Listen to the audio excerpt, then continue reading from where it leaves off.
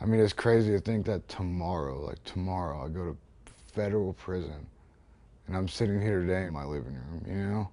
It's nuts.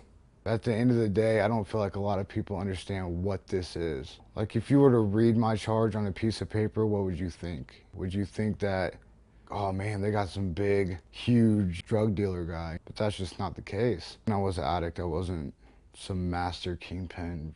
But yet that's how my charge reads. My sobriety date is June 20th, 2013. So that's the last time I did anything. I got a beautiful wife now because of it, and I had a good job, and it's just the way I've always wanted it, you know? Sobriety is its own addiction in a way, I guess. Walked outside of my door and two guys came up to me and they're like, "Hey, are you Leo Guthmiller?" And I was like, "Yeah, I'm Leo, you know, what's up?" They're like, "Oh, could you come here?" And I'm like, "Okay." And so I started walking towards them like, "Can you turn around?" They cuffed me and told me that I was being indicted on a federal drug conspiracy charge.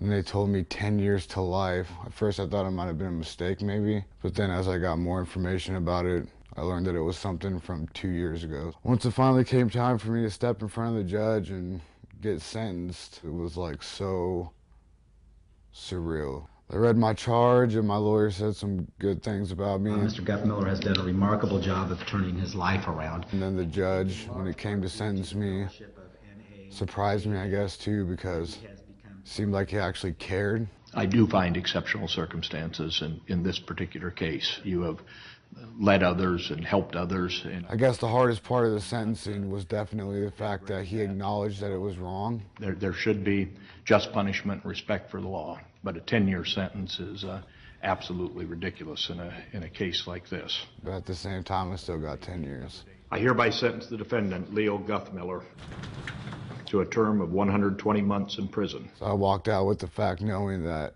a federal judge felt like it was wrong to give me 10 years, but yet tomorrow I'm gonna go turn myself into federal prison. I'll be back in my room. Okay. Nobody wants to say goodbye to their mom for 10 years, regardless of maybe how good your relationship is. I'm gonna miss you.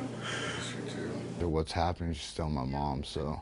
I don't like to say that I'm sorry. I feel like sorry for myself or anything like that, but at the same time, it's really hard not to, like, in this moment, you know? I try to be strong. I try to keep it together and everything for, like, my wife, my family, and all that, and I try to keep everything in, but at the end of the day, it's hard, you know? Like, I don't know what's prison gonna be like what's my room gonna look like.